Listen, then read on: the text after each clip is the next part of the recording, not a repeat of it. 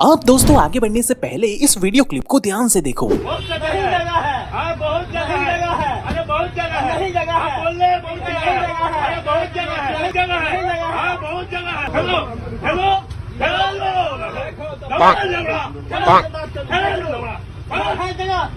अब भाई जैसा कि आप इस वीडियो में क्लियरली देख सकते हो कि इस वीडियो में झगड़ रहे दोनों लोगों की उम्र 30 साल से कई गुना ज्यादा है। यानी कि ये दोनों लोग उम्र के मामले में एक मैच्योर मेल की कैटेगरी में बिल्कुल फिट हो जाते हैं। लेकिन भाई इनकी हरकतें देखकर एक सवाल तो जरूर आता है कि अगर मैच्योरिटी उम्र के साथ बढ़ती है तो इतने बूढ़े होने के बावजूद भी आखिर ये दोनों लोग छोटे बच्चे की तरह क्यों झगड़ रहे हैं, जबकि हमें तो बचपन से ये सिखाया गया है कि उम्र बढ़ने के साथ साथ लोग और भी ज्यादा बुद्धिमान और रिस्पेक्टफुल होते जाते हैं। लेकिन यहाँ इन्हें देखकर तो कोई भी रिस्पेक्ट वाली ये बुद्धिमानी वाली फीलिंग तो नहीं आ रही है भाई। तो क्या इसका मतलब ये तो नहीं कि हमें बचपन से कोई गलत चीज सिखा करके बेवकूफ बनाया गया है? और क्या सच में रियल मैन बनने के लिए हमें समय के साथ साथ सिर्फ उम्र में ही बड़ा होने की जरूरत होती है, या फिर इसमें कोई और फैक्टर की भी जरूरत होती है? और कैसे हम एक बेचारे बॉय बनने की बजाय एक रियल मैन कैसे बन सकते हैं? तो इन सारे रहस्यमय सवालों के जवाब आज मैं आपको इस वीडियो में बारीकी से बताने वाला हूँ, जिसे अप्लाई करने के बाद आपकी उम्र भले ही कितनी भी हो, लेकिन आज के बाद आपको कोई भी छोटा बच्चा कह के नहीं चिढ़ाएगा।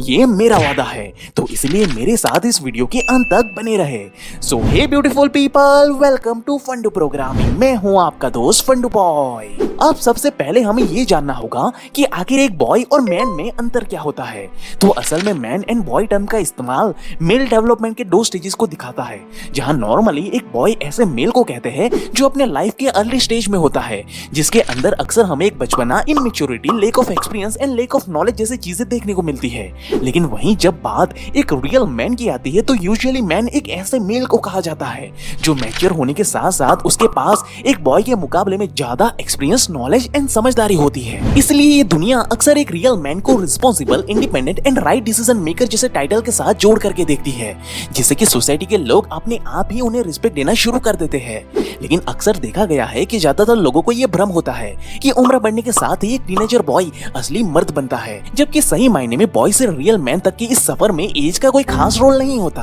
क्योंकि कई बार लोग 25 से 30 साल के हो जाने के बाद भी एक नादान, नासमझ एंड इनरिस्पॉन्सिबल बॉय की तरह ही बर्ताव कर रहे होते हैं। यानी कि ये जरूरी नहीं कि अगर किसी बॉय को रियल मैन बनना है तो उसे एज लिमिट को हिट करना ही होगा। जैसे कि हजारों साल पहले से ही हमारे एंशिएंट इंडिया में एक सिस्टम को फॉलो की जाती थी, जहां पर जब पुरुष सिर्फ 8 या 12 साल के होते थे तभी उन्हें गुरुकुल में भेज दिया जाता था, जहां पर मौजूद गुरु फिर उन्हें मेडिटेशन, स्टडी, फिजिकल एक्टिविटी जैसी कई सारी चीजें सिखाते थे, ताकि वो इस दुनिया की किसी भी चीज को गहराई से समझकर उसके अंदर छुपे ज्ञान को हासिल कर सके और उस ज्ञान की मदद से ही वो उच्च कोटि की जीवन शैली को जी सके। और ये पूरी एजुकेशन तब तक चलती थी जब तक कि एक बॉय की उम्र 25 साल की नहीं हो जाती। अब क्योंकि गुरुकुल में पढ़ रहे बॉयज हमेशा डीप थिंकिंग को प्रैक्टिस करते रहते थे, इसलिए फिर जब वो गुरुकुल से निकल करके सोसाइटी में साधारण लोगों के बीच जिंदगी गुजारने के लिए पहुंचते थे, तब वो बाकी लोगों के कंपैरिजन में ज्यादा अच्छी तरह से अपनी जीवन शैली को आगे लेकर जाते थे और वो हमेशा डीप थिंकिंग की मदद से सही और सटीक मैच्योर लेवल के फैसले लेने में माहिर होते थे। इसलिए तब से लोगों ने ये मानना शुरू कर दिया था कि 25 साल की उम्र पार करते ही लड़के 100% मैच्योर होने के साथ साथ रियल मैन बन जाते हैं, जबकि रियलिटी में वो बच्चे उम्र की वजह से नहीं बल्कि समझदारी भरी deep thinking and think before act की हैबिट की वजह से सोसाइटी में अपना रियल मैन होने का प्रमाण देते थे। अब हाल ही की बात करें तो कॉलेज के समय में मेरे एक दोस्त हुआ करता था जो काफी चंचल स्वभाव का था और वो हमेशा लोगों के साथ हंसी मजाक करता रहता था। यानी कि वो हमेशा एक बॉय की कैरेक्टरिस्टिक्स को शो करता था। लेकिन उसकी खास बात ये थी कि उसके अंदर सिविल सर्विस में जाने का जुनून भरा था, जिस कारण उसने मेहनत से पढ़ाई की और फाइनली सिविल सर्विस के लिए सिलेक्ट हो गया। लेकिन अब जैसा कि हमें पता है कि असल में सिविल सर्विस के अंदर लोगों को एक मैच्योर मैन की तरह रिस्पॉन्सिबल होकर राइट डिसीजन लेना पड़ता है, ना कि एक बॉय की तरह इंस्टेंट इलॉजिकल डिसीजन। इसलिए फिर उसकी ट्रेनिंग शुरू हुई, जिसके बाद उसे उस ट्रेनिंग में deep thinking and analytical thinking के बारे में सिखाया गया, बिल्कुल वैसा ही जैसे पहले के जमाने में कभी गुरुकुल में किया जाता था। और सही मायने में इस ट्रेनिंग के दौरान ही वो अपने अंदर बसे मैच्योर एंड क्लासिक मर्द को जगा पाया, जिसके बाद से ही फिर लोगों ने जेन्युइनली उसकी रिस्पेक्ट करनी शुरू की। क्योंकि सही मायने में एक रियल मैच्योर मैन 25 या 30 साल की उम्र क्रॉस करने से नहीं बल्कि अपनी समझदारी एंड अंडरस्टैंडिंग फीलिंग को बढ़ाने से बना जाता है। वहीं अब जॉर्डन पीटरसन जो कि कैनेडियन क्लिनिकल साइकोलॉजिस्ट है, वो अपनी किताब 12 रूल ऑफ लाइफ में ये बताते हैं कि एक रियल मैन हमेशा अपनी रिस्पॉन्सिबिलिटी को समझता है और हमेशा अपनी लाइफ की रिस्पॉन्सिबिलिटी के लिए किसी और को ब्लेम करने के बजाय अपने आप को ग्रो करता है। इसीलिए ही हमारी सोसाइटी सही में ऐसे मेल की रिस्पेक्ट करती है, क्योंकि वो लोगों की क्रिटिसिज्म को अपने एक्शन के थ्रू जवाब देना जानते हैं, जबकि वहीं एक इमेच्योर बॉय हमेशा अपनी रिस्पॉन्सिबिलिटी से दूर भागता है और लोगों के छोटे मोटे क्रिटिसिज्म सुनने पर वो हर किसी से वर्बली लड़ने लग जाता है। इसलिए ऐसे लड़कों के अंदर उम्र बढ़ जाने के बाद भी एक रियल मैन वाली मैच्योरिटी कभी डेवलप हो ही नहीं पाती। जैसे कि 13 मई 2019 को मीडिया ने ये अनाउंस किया कि हॉलीवुड के एक्टर रॉबर्ट को बैटमैन के रोल के लिए कास्ट किया गया है, लेकिन ये बात सुनते ही लोगों ने रॉबर्ट को जम करके क्रिटिसाइज करना शुरू कर दिया। इवन कुछ लोगों ने तो पिटीशन तक फाइल किया, क्योंकि वो लोग बैटमैन कैरेक्टर के डाई हार्ड फैन थे और उन्हें डर था कि रॉबर्ट शायद से बैटमैन के किरदार को सही से निभा नहीं पाएंगे। अब इस पॉइंट पर रॉबर्ट ये जानते थे कि उनके ऊपर कितनी बड़ी जिम्मेदारी है, क्योंकि इस मोमेंट पर अगर उनका एक भी कदम गलत हुआ तो उनका एक्टिंग करियर यहीं पे खत्म हो जाएगा। लेकिन इसके बावजूद भी वो अपनी रिस्पॉन्सिबिलिटी से दूर नहीं भागे और ना ही उन्होंने ट्रोल कर रहे लोगों को पलट करके जवाब दिया,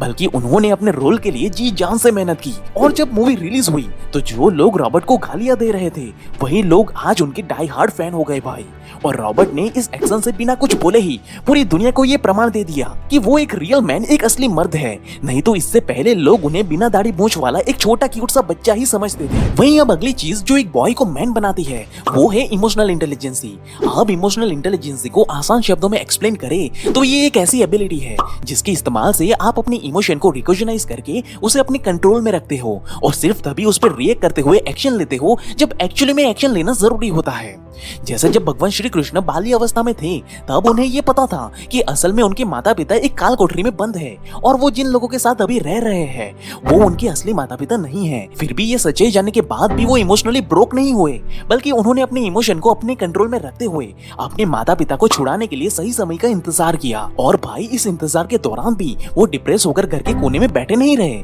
बल्कि वो अपने प्रेजेंट टाइम को पूरी तरह से एंजॉय करते हुए गोपियों के साथ डांस कर रहे थे, क्योंकि उनको पता था कि भाई अभी वो चाहे कितना भी अपने माता पिता के लिए रोए, झगड़े, दुखी हो या गिड़गिड़ाए, लेकिन फिर भी ये सब चीजें उनकी ये प्रेजेंट रियलिटी को चेंज नहीं करने वाली। वो तो सही समय आने पर ही चेंज होने वाली है। इसलिए उन्होंने अपनी इमोशनल इंटेलिजेंस का इस्तेमाल करते हुए अपनी दुख भरी सिचुएशन को भी इतनी बेहतर तरीके से संभाला कि आज हर कोई चाहता है कि उनका बचपन भी कान्हा की तरह हो। जो ये दिखाता है कि असल मायने में इमोशनल इंटेलिजेंस क्या होती है और एक सच्चा मर्द बनने के लिए ये इतनी ज्यादा जरूरी क्यों होती है। वहीं अब जब बात एक बॉय एंड रियल मैन की आती है, तब जहाँ एक बॉय हमेशा अपने आप को लोगों के सामने पावरफुल दिखाने की कोशिश में लगा रहता है, तो वहीं एक रियल मैन हमेशा पावरफुल बनने की कोशिश में लगा रहता है। और यही कारण है कि पूरी दुनिया एक रियल मैन को पसंद करती है, ना कि एक फेक बॉय को। जैसे कि आपने कभी ये सोचा है कि भगवान शिव देवों के देव महादेव है, लेकिन फिर भी वो कभी महलों में रहकर या सोने के आभूषण पहनकर अपने आप को पावरफुल शो करने की या कोई दिखावा करने की कोशिश नहीं करते। यहाँ तक कि वो तो कपड़े भी बिल्कुल साधारण तरह के पहनते हैं। लेकिन फिर भी ऐसा क्यों है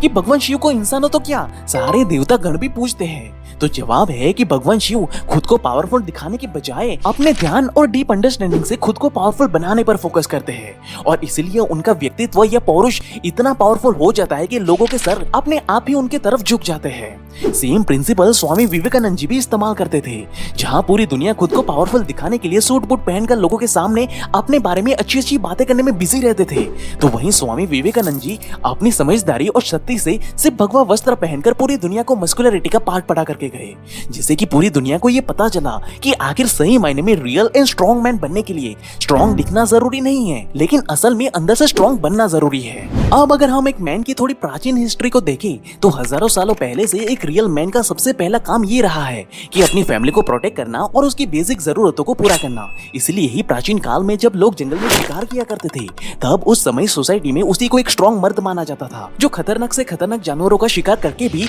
अपने परिवार का पेट भरता था और उसका पालन पोषण करता था। और तब उस समय कबीले के बूढ़े बुजुर्ग टीनेजर बच्चों को शिकार करने की टेक्निक सिखाते थे, ताकि वो भी बड़े होकर अपनी फैमिली की जरूरतों को पूरा कर सके। और इस तरह एक बॉय को रियल मैन बनाने की ट्रेनिंग दी जाती थी। लेकिन समय के साथ साथ लोगों के वर्क कल्चर में काफी चेंजेस आए, लेकिन सच्चाई तो ये है कि आज भी एक मैन से सोसाइटी वही चीजें एक्सपेक्ट करती है जो चीजें प्राचीन काल में एक्सपेक्ट की जाती थी, कि एक मैन आज भी अपनी फैमिली को प्रोटेक्ट करे और शुरुआत से अंत तक अपनी फैमिली की जरूरतों का पूरा ध्यान रखे। इसलिए जो मैन इन सारी चीजों को अच्छी तरह से पूरा करता है, उसी को समाज आज भी एक सच्चा मर्द मानती है। लेकिन समय के साथ साथ ज्यादातर फैमिलीज में घर के बुजुर्गों ने अपने बच्चों को फाइनेंशियल फ्रीडम कैसे हासिल करते हैं वो सिखाना ही छोड़ दिया है भाई, जिसकी वजह से एक बच्चा 25 से 30 साल का हो जाने के बाद भी सही तरीके से पैसे कैसे कमाए जाते हैं वो जान ही नहीं पाता, और इसीलिए वो ना चाहते हुए भी पैसे और बाकी चीजों के लिए अपने घर वालों पे ही डिपेंडेंट हो जाता है। इसलिए आजकल रियल एंड क्लासिक मैन बनने के बजाय यंगस्टर में छपरी कल्चर ज्यादा तेजी से बढ़ता जा रहा है। लेकिन ऐसे माहौल में रहकर भी जो बच्चे अपने परिवार को गरीबी की दलदल से बाहर निकालने के लिए खुद से ही किताबें पढ़कर ये वीडियो देखकर अपनी फाइनेंशियल लिटरेसी को बढ़ाकर खुद को और खुद की फैमिली को उस मुकाम पर लेकर जाते हैं जहाँ पर उसके परिवार को कभी पैसों की कमी नहीं होती, तो ऐसे स्मार्ट एंड हार्ड वर्किंग इंसान को आज का समाज एक रियल एंड क्लासिक मर्द कहकर बुलाता है। तो दोस्तों, अगर आपको भी एक रियल एंड क्लासिक मर्द बनना है तो ये 5 चीजें एक बॉय को एक्चुअली में रियल मैन में ट्रांसफॉर्म करने की ताकत रखती है। बाकी अगर आप ये जानना चाहते हो कि एक हाई वैल्यू मैन क्या होता है और कैसे एक हाई वैल्यू मैन बना जाता है तो इस लेफ्ट वाली वीडियो पे अभी क्लिक करें। बाकी आपको हमारे ये वीडियो कैसा लगा वो हमें कमेंट करके जरूर बताना, और ऐसे ही लाइफ चेंजिंग वीडियो के लिए हमारे चैनल को अभी सब्सक्राइब करें। And at last, thank you for watching guys.